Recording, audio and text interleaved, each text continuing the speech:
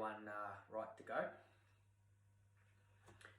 First things first, I am pleased to announce there were a further 0 new cases of coronavirus among the state and another day of 0 deaths.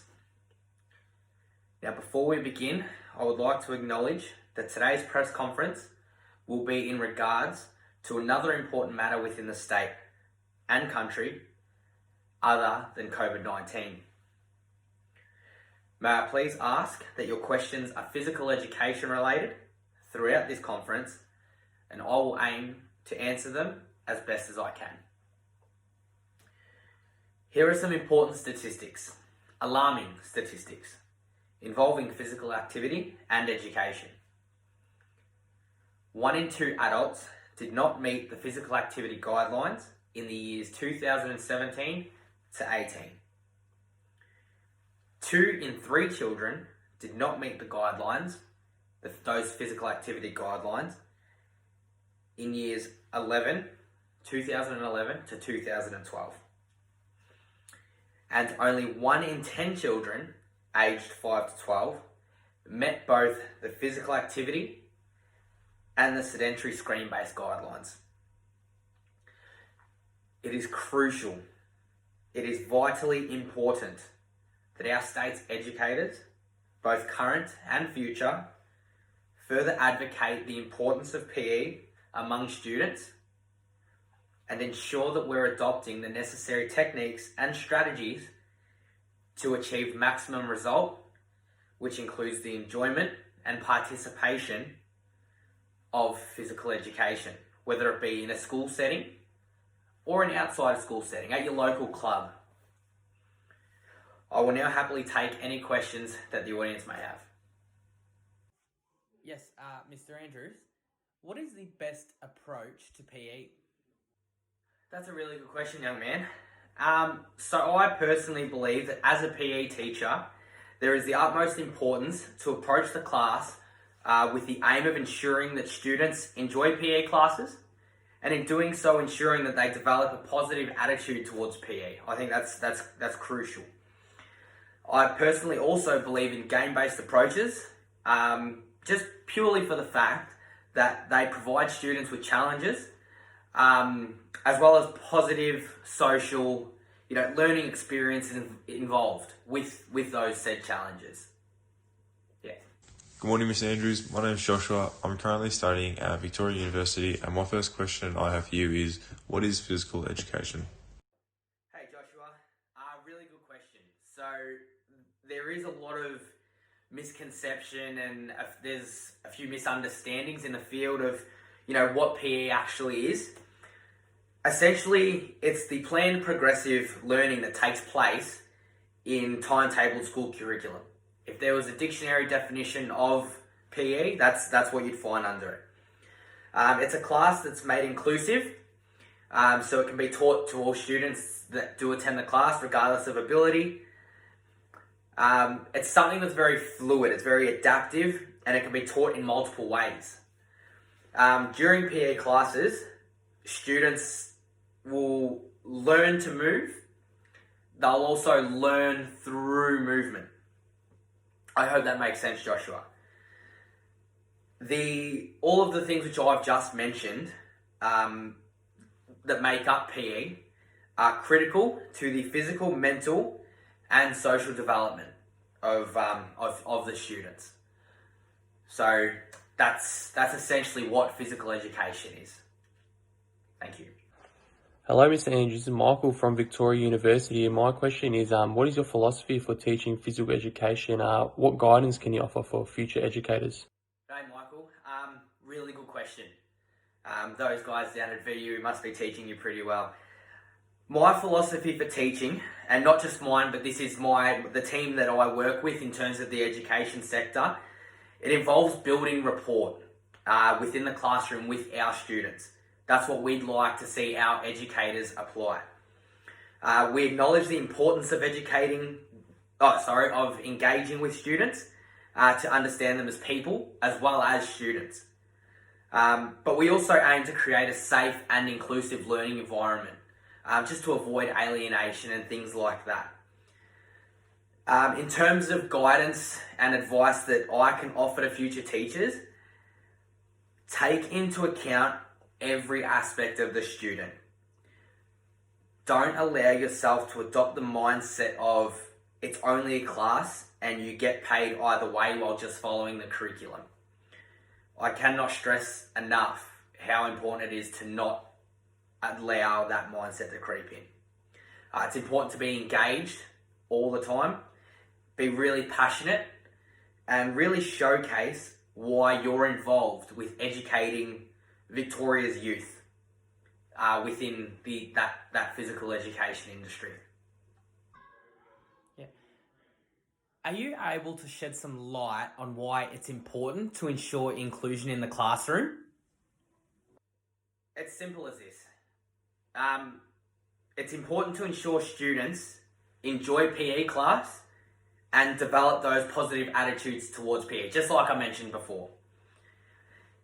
If little Johnny or little Amanda were left out of games, out of skills and drills, then we must ask ourselves, how will that leave them feeling about PE? Not just in that moment, but about PE as a broad sector. And then what impact will those feelings have on their beliefs in the future? As a parent, will they encourage their kids to be physically active? Will they get them involved in extracurricular sporting activities? Probably not. And if the answer to that question that you ask yourself involves a negative impact, well, then there's your answer as to why inclusion is so crucially important within the classrooms.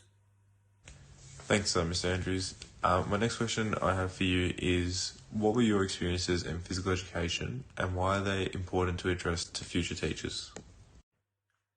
Well, we're winding back the clock here a little bit, but during my time in PE, some students just wouldn't participate. They lacked knowledge and understanding of some of the content that we were covering. And a lot of the time, especially during those practical activities, they just felt embarrassed. They weren't at the same skill level as some of their peers. And it is important to address. It's important for future teachers to address that.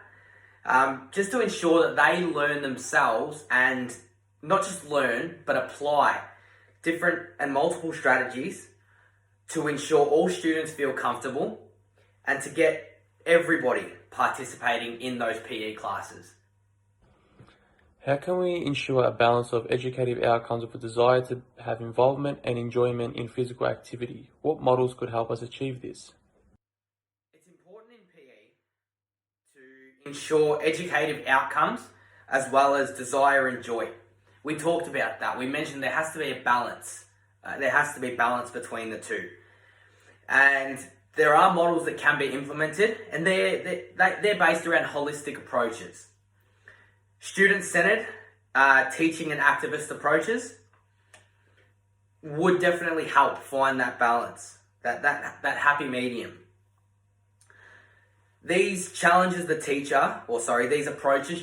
the teacher to step out of their comfort zone and engage with the students to ensure that positive and inclusiveness. It promotes those positive and inclusive practices within the class. And not just in the short term, but we're talking a long-term strategy with those approaches as well. It really does teach the future generations lifelong lessons. It teaches them that it's important to ensure that everybody's included, that nobody misses out. So to find that balance, it's about thinking about PE as a whole, rather than just what's at face value. You need to remember that everybody's an individual, everybody has different needs. And as hard as that may be for the teacher, the class is bigger than the teacher, I guess. You're looking after 20 to 30 students that will make up the future. Yeah, sorry, Mr. Premier. Final question from me. Obviously, everybody considers English and maths to be the be-all and end-all subjects. Do you feel that PE is any less important than those two? Absolutely not. However, dare I say, we're comparing apples to oranges. Just like every single child is unique and special in their own ways, PE has the ability to cater for students' needs that English and maths just don't have the capacity to do. Just as English and maths have their own ways of promoting and stimulating development among students. There is a significant stigma attached to PE that it is inferior to the important subjects. However, just as we did before, we must ask ourselves a question. If PE is inferior, if it's below English and maths and ranked lower, put yourself in a scenario where we remove PE from the curriculum. What state would that leave our youth in? What impacts would that have on future generations? When we talk about taking in PE as a whole, that's one of the questions that gets the ball rolling. If A happens, then what's B? PE is not less important. It is just as important. And the last question I have is physical education and sport the same thing? Thank you. No. Physical education and sport aren't the same thing. There's another one which comes into it, which is physical activity. Each three have their own different definitions. We know a difference between PE and sport by understanding that any form of PE or PA is bodily movement of any type, which could include recreational, fitness and sports activities. This may include football, running, going to the gym, or even general house maintenance. So that's what covers the physical activity side of things. Physical education it's almost like a spectrum. It covers not just the physical activity side of things, but there is a lot of theory component around it. It's kinesiology, it's physiology, it's nutrition, it's all these little subcategories that fall into physical education. It's what happens to the body, essentially. Whereas sport essentially can be defined as physical, it's competitive, and it's institutionalized. So it has rules, it has people in place to police rules and things like that. Alright, so if we don't have any further questions, I appreciate you guys coming out today. Let's make sure that our PE rates lift. It is incredibly important. It is crucial to the development of our youth. And it's up to us to make a change and really, really, really improve the physical education levels within our state, which in turn will create an effect where other states will be in envy of us, and they will follow. Thank you.